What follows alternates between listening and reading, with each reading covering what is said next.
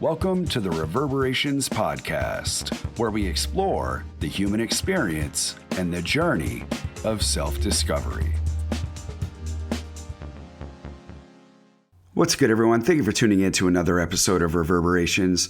As always, it's an honor to take this time to connect with you, and I do want to share that up front, this topic is going to be a little bit more charged than what we normally dial into, though Reverberations is all about tapping into our conscious awareness, of tuning into the journey of self-discovery and the human experience, and topics that need to be reverberated. They need to be echoed out through all of creation so that we can dial into solutions of what is going to create a more sustainable and harmonious community for all in creation. Not just us, all in creation. Though it begins with us, it starts within. That journey begins within. And then as parents, not only are we taking care of ourselves, we're also the tour guide for our children. We're also responsible for their journey and rearing them in a way that they become model citizens from the heart, that they are strong, though they also operate from a space of integrity, that they also speak their truth, that they also know their worth, that they're also held accountable, that they're also supported, that they are nurtured, yet they are allowed to be their own sovereign human being. Though unfortunately, so many children suffer in silence because of how they are treated, of how they are bullied, out of sheer and utter neglect. Now, none of us are perfect, yet we are getting at a point in humanity of where we need to learn to be responsible and accountable for ourselves. And we also have to hold those that don't honor the universal law of not intentionally, knowingly, willfully creating any unnecessary harm, either mentally, physically, spiritually, or emotionally. Then there's a level of accountability and responsibility for all of us, each and every single one of us. And that's a universal law that if we all get behind, then this shift in humanity that we so desire is not just a fantasy, it's a possibility. And there's an opportunity for us to truly witness something magical, truly witness leaving a legacy that lasts through eternity. By consciously shifting the direction of humanity in a way that it co-creates sustainability and harmony from the inside out. The answers aren't out there. They're right here. They're in here within each and every single one of us.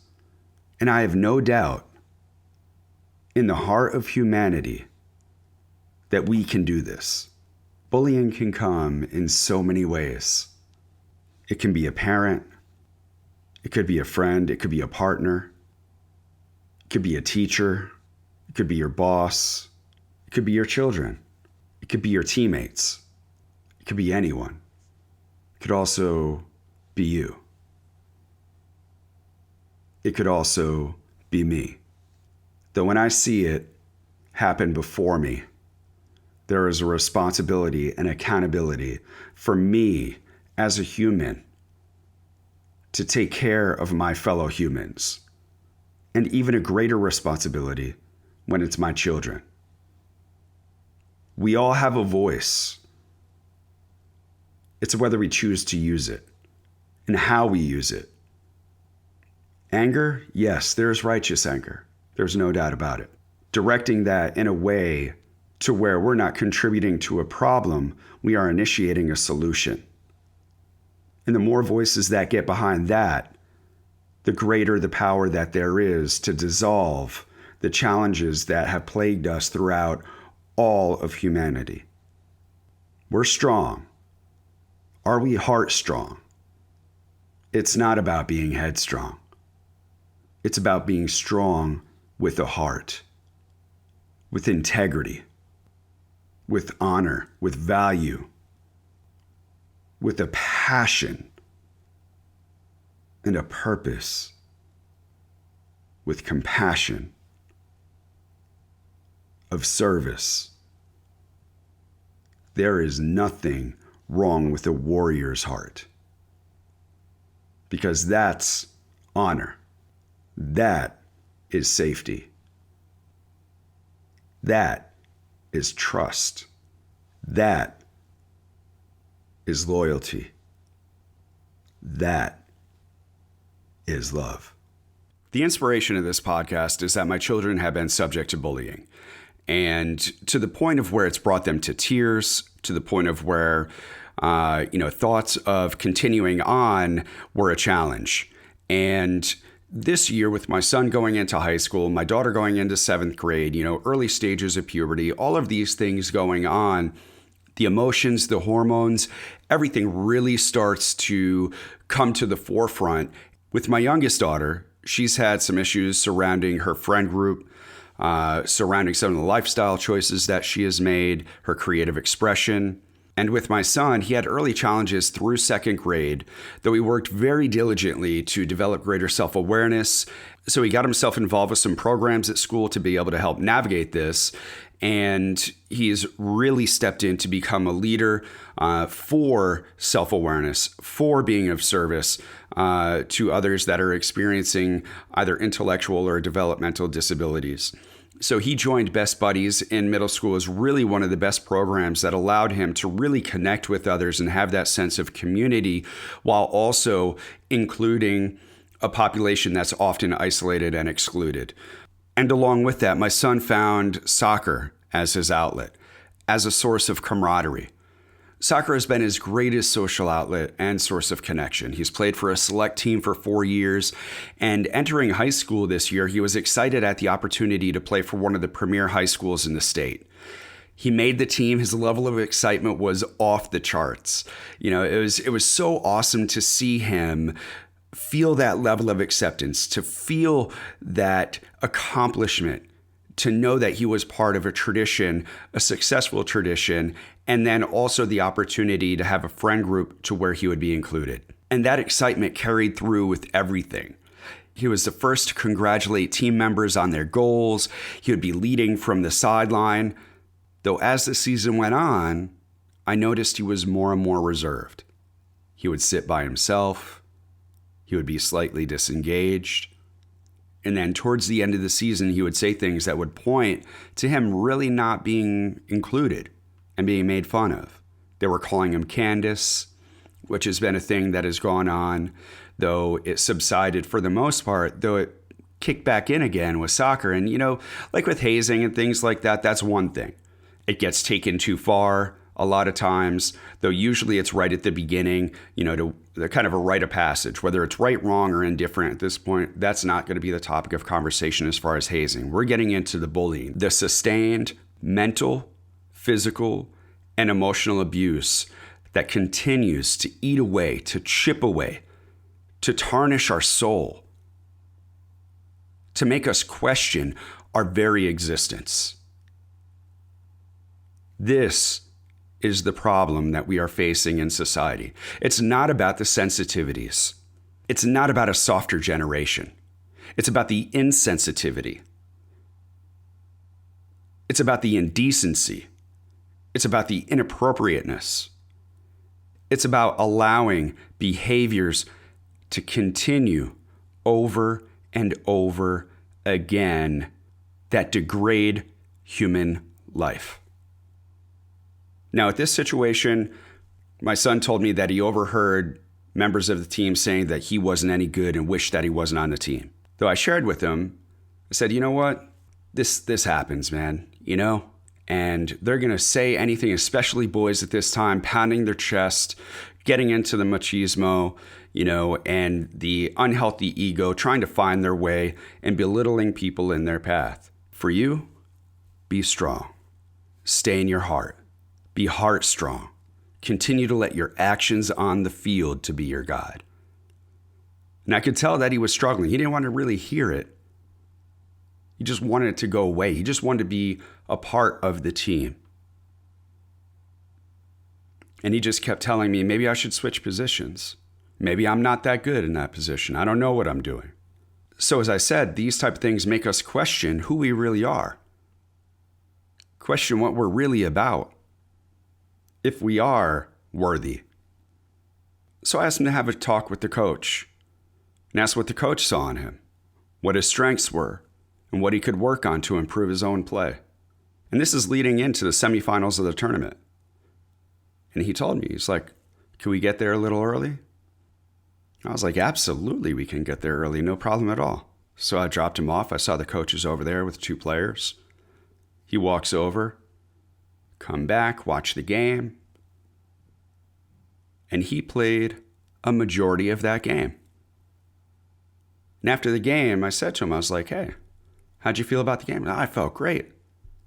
He's like, I had a talk with the coach. Coach gave him some great pointers. He's feeling confident about himself and that he was a contributing factor in that game. The spirits were immediately improved. And then he said, well, I'm probably not going to play in the final. We're playing against the top team, so I'm probably not going to play. And I said, hey, it's all right. You did your thing. You used your voice, and look at what happened. You got the information that was necessary. You were seen, and you were able to go out there and do your job. It was the second half of that game. They were down 1-0 in the final championship game against the top team, which they year after year are constantly going up against and usually fall short. Though in the second half of the game, one of the other parents was like, I guess we're not going to have any subs today. And you know what happens next? Cadence's number gets called. He was the only substitute that went in that second half. And they won that tournament. They beat the top team in the finals to maintain their undefeated record going into the last game of the season. Their spirits should be riding high, right? One more game to go, and they would be the first freshman team to have an undefeated season under this coach's tenure, and as far back as the coach could remember. They busted out to a 4-0 lead in the first half. Halftime comes. I'm watching from the stands, and I see this kid with my own eyes. The final game of the season, during the half, singling out my son. I watch my son turn around and just walk over to the bench, defeated, while they're going for their undefeated season. This is a team sport. It's about togetherness. The school's motto is one team. I sent my son a text message letting him know I saw that. Now I had to go off to an appointment that evening, and I get a message from my former saying, check this out. This just happened in the team chat. And it's a message so crass, so rude, so degrading, and singling out my son after saying, great game, great season, can't wait for next year, except for you, Candace, we're cutting you. Now, if your heart doesn't sink, if a wave of anger doesn't come over you, if you don't get charged by that, then I'm going to ask you to please take a look in the mirror and see what part of you may have gotten bullied. What part of you might be the bully?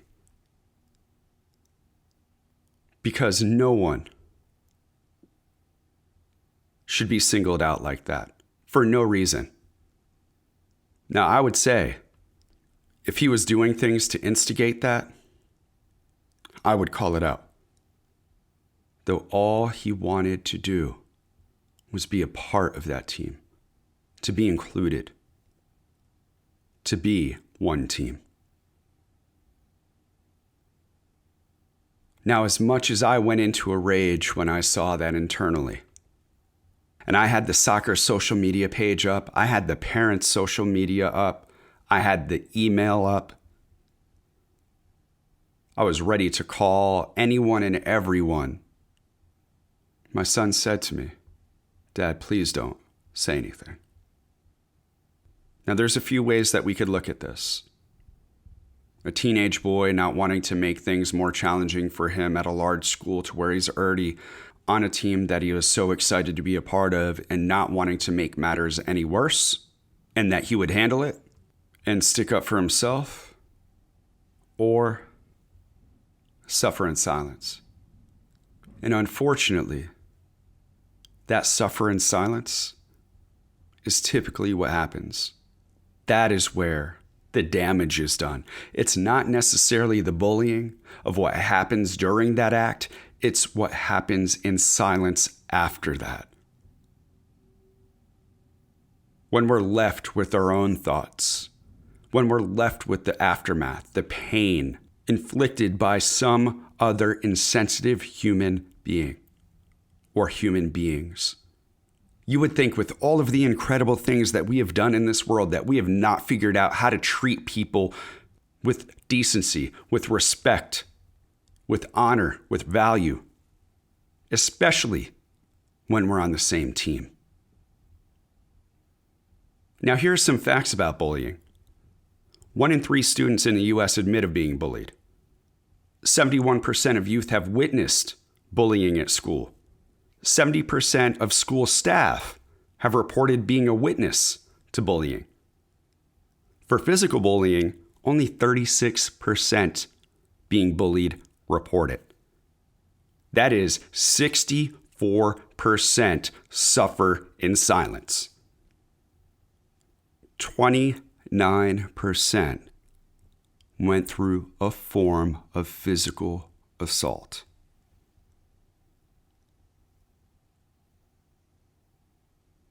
%, in middle school report being threatened.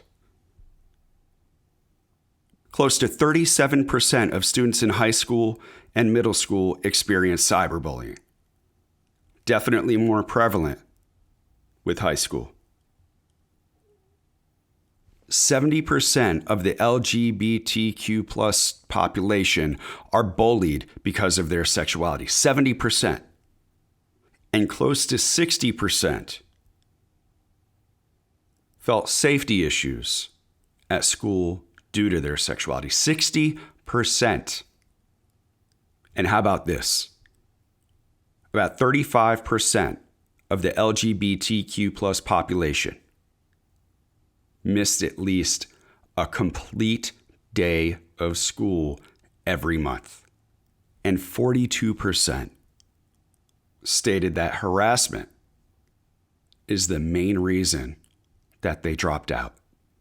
Now, if these numbers don't make your head spin and your stomach turn over,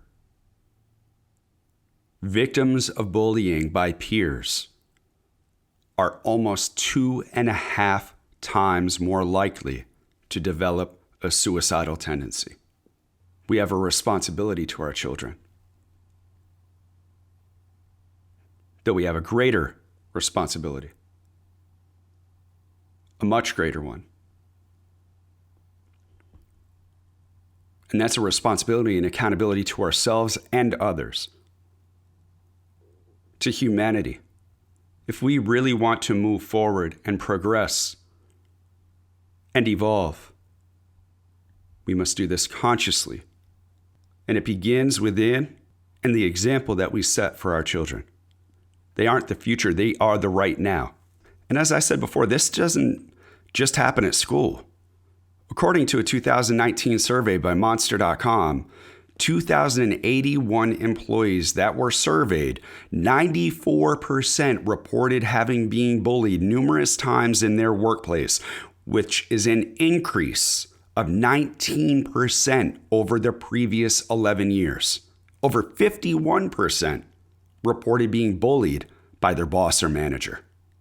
By their boss or manager. Someone that is in the position of influence and authority is undermining, demeaning, suppressing, and oppressing a population that is there to serve and to be an impactful part of an organization. Together, over half. So as we can see, this is an issue. This is an issue across the board. But don't just let me tell you about it. Let these words tell you about it. And now I'd like to welcome my daughter, Coda, to the show. Hey, Coda, how's it going? Good. Well, thank you very much for joining us for this episode of Reverberations, where we're talking about bullying. And I know that we've had some experiences in the past. You've had some run-ins at school with bullying. And what better way for our audience to get to hear about bullying than a firsthand account of what's going on the ground level? So just share with us a little bit about, bullying, any of your experiences and what you see on a regular basis. Do you want to share, anything that you have gone through? Yeah. Some things that I've gone through is, I don't know if the right word could be harassed, but my group of friends is very LGBTQ friendly, and it's very known to our school that you were kind of around that, and some kids aren't supportive of that. They don't like it, and they just think it's bad, gross, or weird. So my group of friends and I, we have been getting barked at in the hallways by groups of students that have been bullying me in particular for years, since probably 4th grade, when I'm in 7th grade now. And it's barking, it's comments, and it's noises. So I know that you've had some experiences in the past with getting bullying, like you said, going back to 4th grade. And I remember in particular when that began. Do you want to share with everybody what it was that kind of began the bullying for you? What began the bullying for me was having purple hair. I was called kind of innocent nicknames I didn't think too much of, like Grape Girl, purple hair, and a ton of other things having to do with that colored hair. But then it got more intense, like they just wouldn't leave me alone. I was having a really bad day, so I went to hug my friend, and then they started calling me names that were not very nice. I don't know if I should get into that, but that's when it started. That's a big step, right? I mean, especially at that age, to be able to be free in your creative expression. How did that make you feel when you went to school and people started calling you names? At first, I was so excited to go to school and show everybody my hair, but then when I got some of those names, it really brought down my spirit, and I was kind of planning whether I even wanted or liked my hair and if I would do it again. And dampening your spirits, and maybe, if it happens for like a week or two, but it wasn't just for a week or two, right? No, it was months. It could have even been the whole year, and pretty much nothing stopped it until over summer break. A lot of it was forgotten because my hair had been washed out, and even multiple remarks to the principal or counselors didn't stop anything. Yeah, and that's really unfortunate because, that's one of the problems that we have in society, of where people that, finally have the courage to utilize their voice, to go to authorities, to go to the people in charge, in schools, going to counselors. And then it's they finally have the courage to speak up and nothing happened. It makes people feel like they don't have a voice. Is that kind of how you felt when you're sharing it with the principal, you're sharing it with, a guidance counselor about how you're being, bullied and tormented? What did that make you feel when it continued to happen after you shared it with someone? It felt horrible, like I wasn't really being listened to, because it happened multiple times, and each time it got worse, I went to somebody and it was kind of just pushed aside. It's really unfortunate because it really substantiates the challenge that we have in school where there's a lack of trust with authority of when things go down and they're kind of brushed aside. And how do you, like, if something were to happen, does it make you feel like nothing's going to happen if you bring something up? Yeah, pretty much. Now, things have definitely changed because I'm at a new school with new principals and new staff, and they do take things a lot more seriously because we're in the middle of middle school, and it's not some small thing that it could have been before. And yes, I want to make sure that we're not throwing any one administration under the bus, or that there's any particular administrator or teacher or counselor that we are pointing this to. This is an overall issue that is happening across the board. And the school system that we are in is definitely supportive, is aware of the situations that are going on, and bringing it to the forefront. Though having someone, like I said, that is, my daughter's in 7th grade, and, as kids are becoming more self-aware, that are becoming more confident of where we are more accepting of people's choices and their lifestyle, and children are self-advocating and also finding the voice within to be able to speak up and feel more confident, that we need the support staff to be able to do the same. So you had mentioned some of the things that have gone on this year. Do you want to share in particular anything that you feel that would be a recommendation, or anything that if you were to sit in front of a principal and to give them any insight or any tips of what's going on in school or how we can do a better job, is there anything that you would want to say to that? There's unfortunately not much that can be done with contacting your parents, because some parents don't do anything with their kids or with that email because it doesn't matter to them. And I would just say that make sure it's known to the parents what's actually going on in the story, and it's not just some small thing. And it's, even if they don't believe in it as their child doesn't, that's still a really big issue, and they should not be doing this to students. Yeah, and how about kids? What are some of the common things that you hear going on in school, and what are some of the common occurrences that you see of where kids are getting bullied? Some common occurrences is in subjects like math or classes like PE, because, there's all different sorts of strengths. Like, a lot of people are some really good readers, and some people are not, which is totally okay. Same with math. And when it comes to athletic ability, it plays a really big role, because there's definitely a lot of people that are getting made fun of because they can't do as good as everybody else, and kind of feels like they're always just left out. Yeah, that's one of the things that I remember when I was in school too, is you have, the so-called jocks, right?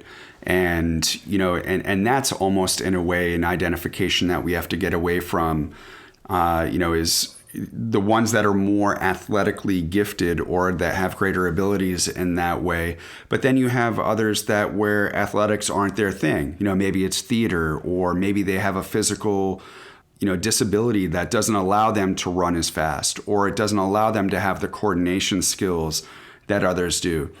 Simply being able to catch the ball, that may not be what their skill set is, yet these kids are ridiculed, right? And I think you've experienced that yourself. How does that make you feel? Because maybe you're not the most athletically gifted, that's not your thing, and you're experiencing people making fun of you and calling you names and publicly saying things out in front of the entire class. How does that impact you? Do you see that often? It has not happened often with me, but I do see it almost every day I go to gym class with these same people. It's pretty much everybody always in the same groups when we can choose, leaving out the same people, and always kind of pointing out their disadvantages and what they're not great at. Yeah. So what do you think that we can do, as parents or for the school administration? What do you think that we can do to make a better, more harmonious, more sustainable environment for children in school so that bullying isn't as rampant as it is? What do you think are some of the things that we can do as a society? Some things that we could do is definitely teachers or staff kind of stepping up towards it, because bullying is taken seriously at our school, but it's not always caught, and then some kids, they don't speak up about it. And I think that staff could do a better job, not criticizing anybody here, but it could be better for everybody if people were to look out for each other. So do you feel like a lot of the kids suffer in silence where they don't say anything? Definitely. Yeah. Do you feel it's that they're just the silent type of where they're not the ones that stick up for themselves, or do you feel like that it's not going to matter if they do say something? It won't exactly matter if they do say something, because when people in my school speak up, like with some kids with the disabilities, when they try to speak about anything, teachers or anyone really will flat out ignore them because they just choose not to listen. So do you think, because I can understand that, especially with bullying, it's one of those things where they don't see it, right? It's one person's word versus another. That's kind of the thing is, when I was growing up, it was, oh, that's just kids being kids, or you said it first, or who did it first, and the other person points the fingers, the other person points the fingers, and there's really no resolution and nothing ends up getting done. Is that kind of the same thing that's continuing to go on? Yeah, some boys, there's this one group that's kind of like big in bullying to people who are just different and not the best at everything, or believes in stuff that they don't. So they're bullying the kids that aren't really good at certain activities or certain subjects. Yeah, and Okay. like kind of connecting to what you were saying before, there's lots of sayings like, oh, they did it first, or like boys will be boys, which really just puts off a lot of the bullying that goes on. Right. So it's kind of brushed under the table and being like, oh, it's just boys being boys. But in reality, these are kids that are being impacted physically, emotionally, and mentally, and carrying that. It's basically like carrying trauma forward. Exactly.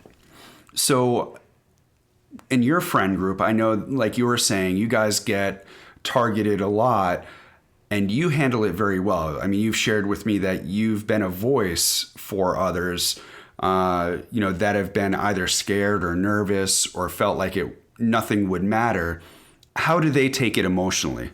There was the first time that we were getting barked at was on either the first or second day of school in the hallways. And the day after that, my friend came to lunch crying because they were being bullied. Previously, they were alone at this time. And I was like, okay, enough is enough. People really just made my friends flat out cry, which isn't okay to me. And I didn't just want to leave it there. And I wanted to go to someone because it's not okay.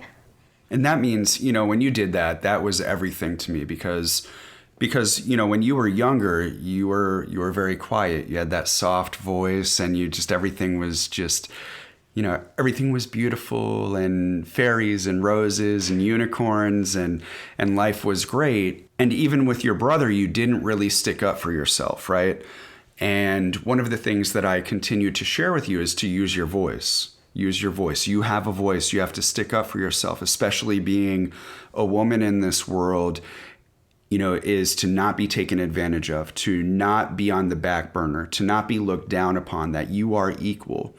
And unfortunately, there's a lot of kids that don't have that skill set, or that don't have that reinforcement to utilize your voice, to be strong and stand up for what you believe in, and not allow others to get bullied or to be taken advantage of, to be made fun of, or to be ridiculed, or to be abused, in any sort of way.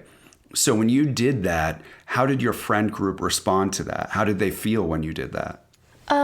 This one wasn't particularly just about my friend group. It was this one friend who's also in my group that came up to us crying, and another friend and I went to the office and started speaking about it, and we got into detail about that one person and then connected it to our group, and they were kind of happy because a lot of people were scared to speak up and didn't want to. So the fact that my other friend and I did for the people who were scared was really great.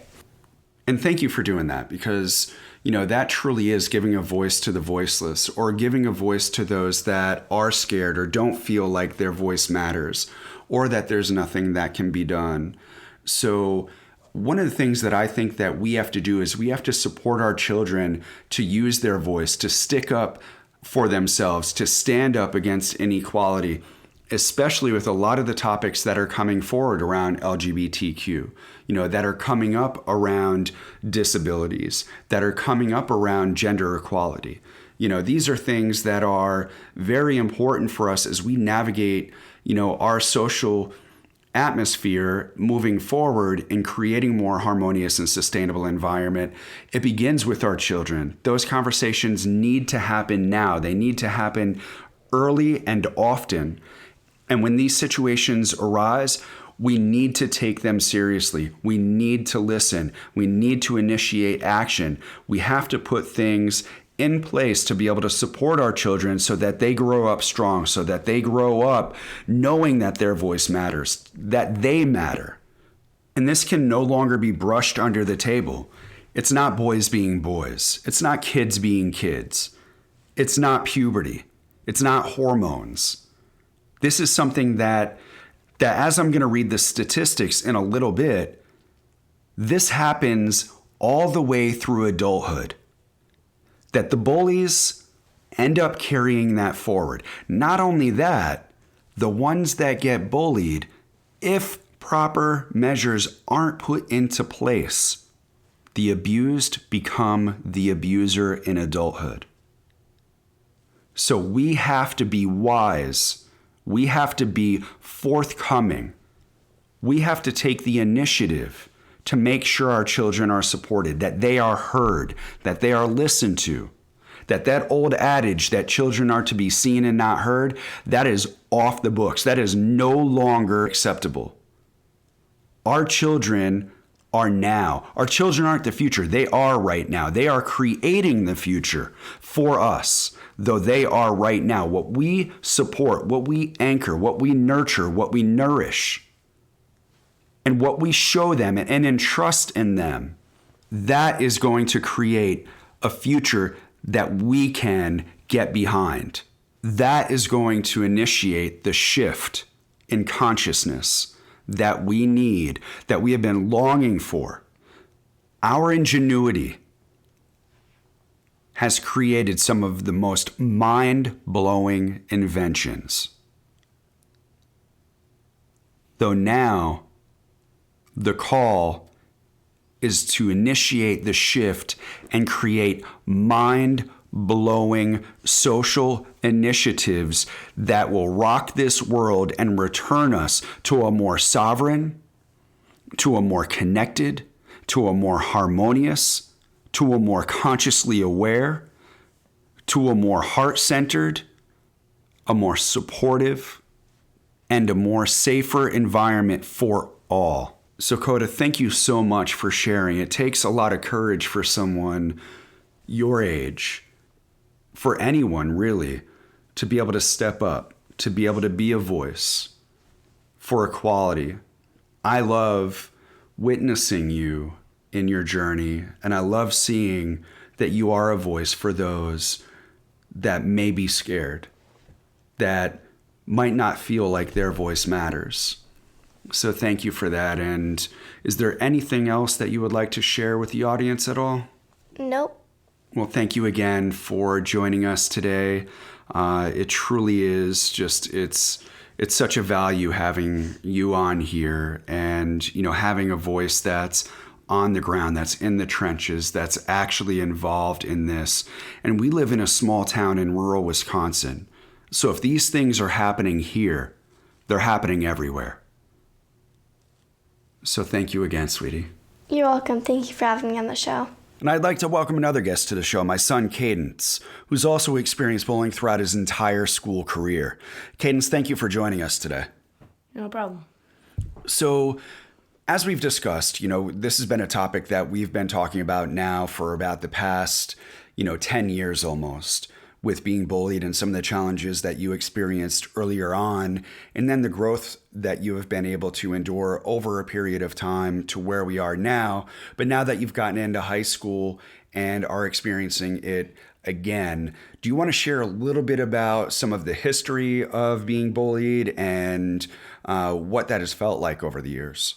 So pretty much in the first couple years of school, it wasn't really that bad until I started wearing some clothes that were feminine and stuff like that. Then later on in school, I'm not sure what it was, but I think it's just been carried on through the years. And when I got to high school, I was like a whole new person, but there are some things that still stayed the same. Yeah, and Coda brought it up in what she was sharing is the bullying for her started when you guys went to school and you guys both dyed your hair, where she was called purple hair and grape girl. That happened with you, right? Also? Yes, it did. So how did that make you feel? Because you were in, that was like about 5th grade? Yeah. So how did that make you feel? Well, back then, I didn't really think it was bullying. It was more of like just like saying nasty little comments about people. Didn't really know that it was more about like bullying. I just felt like I didn't belong, really. And that's got to be challenging, especially in school when you're trying to not only learn, obviously, but when you're trying to make friends, be involved in school activities, and people are not including you. That's got to be a little bit challenging, right? Right. So, like you were saying, going into high school, you were talking about, having this new identity, because moving from a small school to a school with over 2,000, almost 2,500 students in it, you have the opportunity to kind of reinvent yourself. Do you want to share a little bit about, what your experience has been thus far with high school? My experience with high school has been really good so far. My soccer skills, on the other hand, are not as good as other people. And that is what I get bullied for. But during school hours, I have no problem with bullying.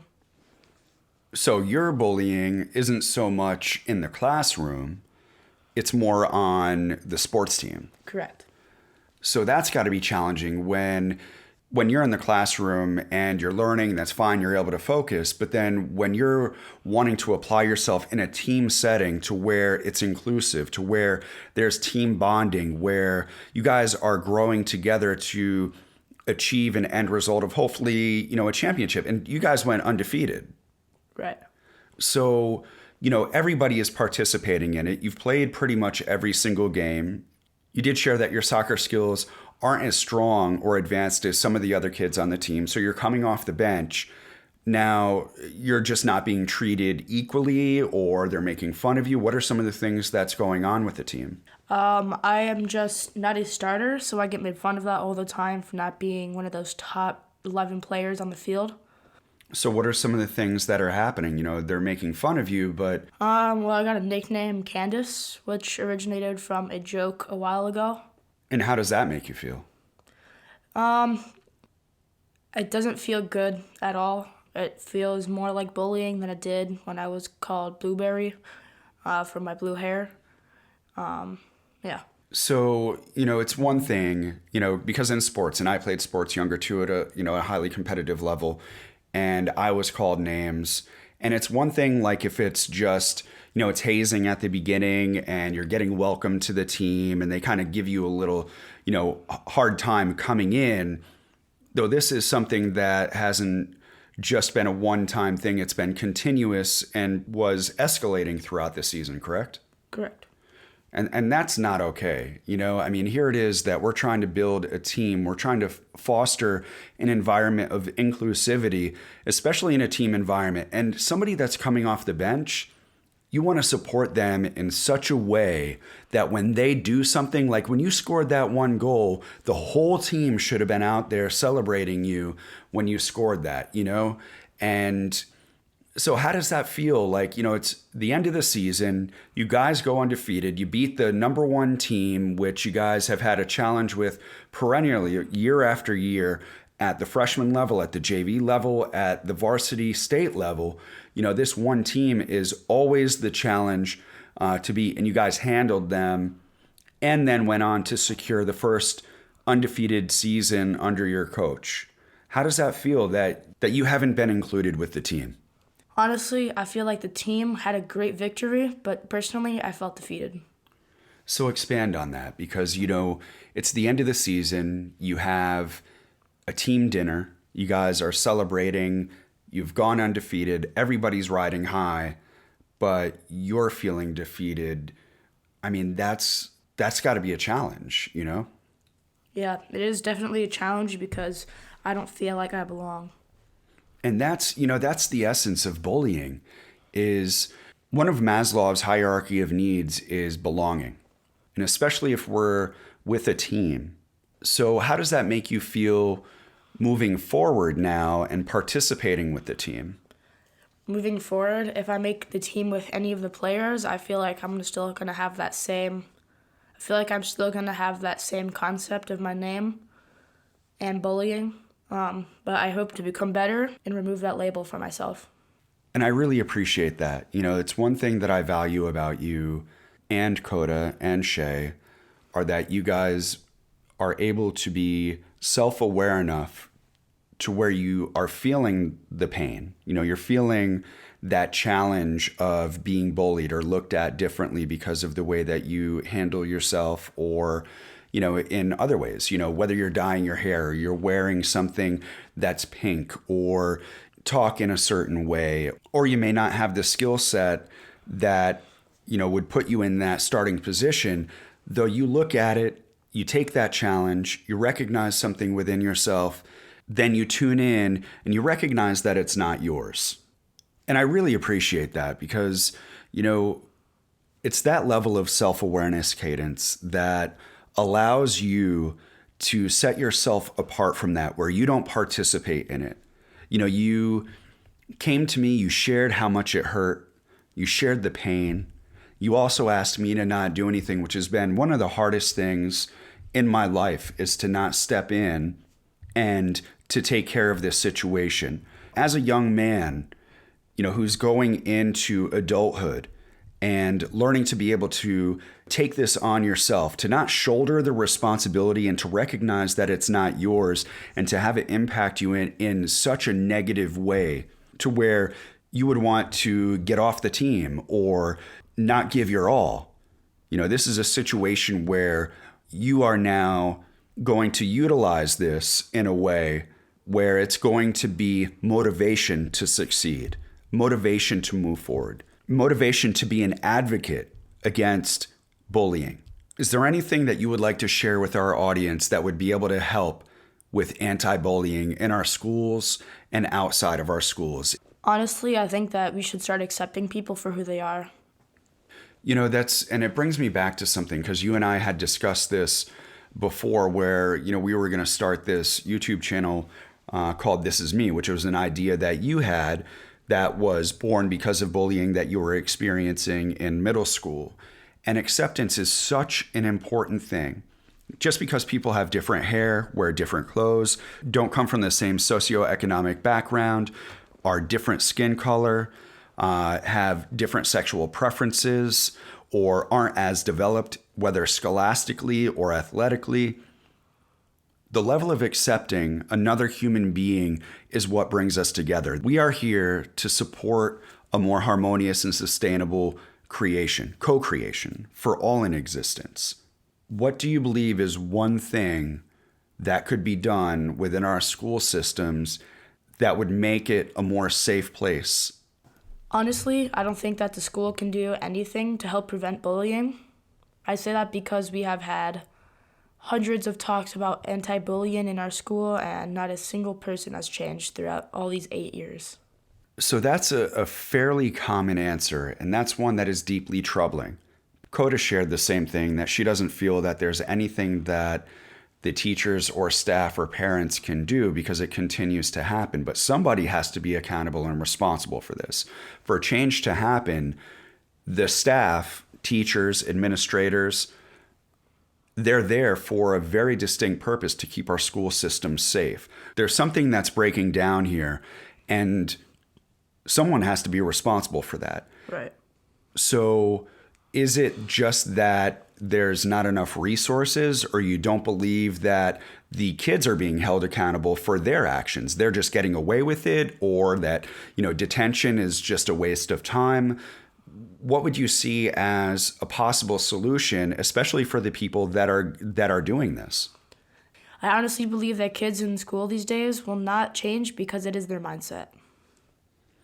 So do you think that there's anything, a program or any consequences that would be able to be implemented and put in place that could help them see the danger, the damage that happens?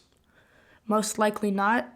Do you believe that kids are held responsible and accountable in the school system for when this level of bullying takes place?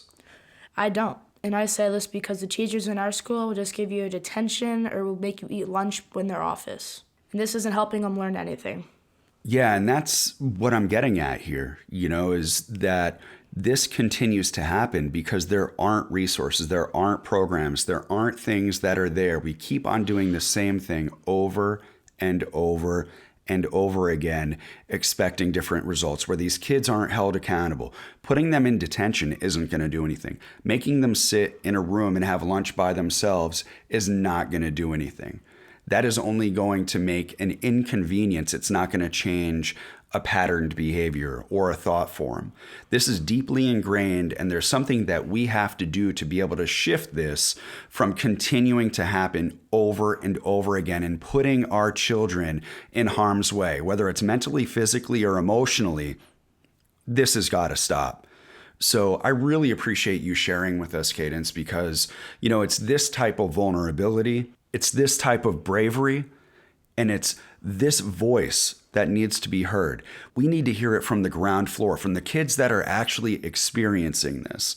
In a way, just from knowing, you're my son, so knowing what you've experienced for the past 10 years, you have a wonderful ability to be able to self-reflect and look at it, and then to be able to channel it and to self-advocate and to bounce back. However, there are those that are the voiceless. There are the ones that are suffering in silence. There are ones that are committing suicide. There are ones that are skipping school. There are ones that are turning to drugs and alcohol to deal with the pain that is going on, and then suffering in silence. So it takes a lot of courage for our children to step up, and I want to appreciate and I want to honor that.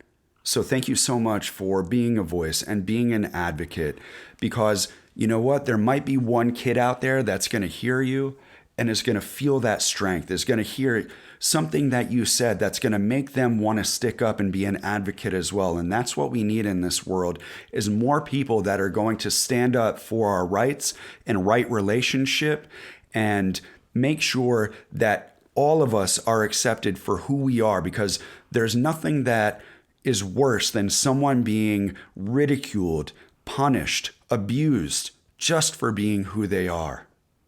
So thank you again for sharing, Cadence. It's really an honor to have you on here today. Yeah, totally. Thank you for having me on the podcast. You're welcome. Love you, bud. Love you. So as we can see from first-account experiences, bullying impacts us on deep levels. And we also see where we are challenged with solutions. So I'd like to share a few resources for you, and also some tips on being able to recognize bullying. One of my previous guests, Dr. Terry Mahaney, has a website that's dedicated to providing resources for healing victims of bullying. You can check out healbullying.org. That is healbullying.org. You can also check out stopbullying.gov as well as americanbar.org. It's the American Bar Association. If you look up bully-proof resources for parents, you will also find some resources for anti-bullying. Now, if your child's being bullied, they might show some signs that you would want to take notice of.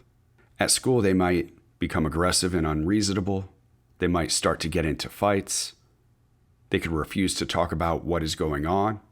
They might have unexplained injuries, especially those that are after recess or lunch. They might have missing or damaged belongings. Their grades might be slipping. Exclusion or being alone.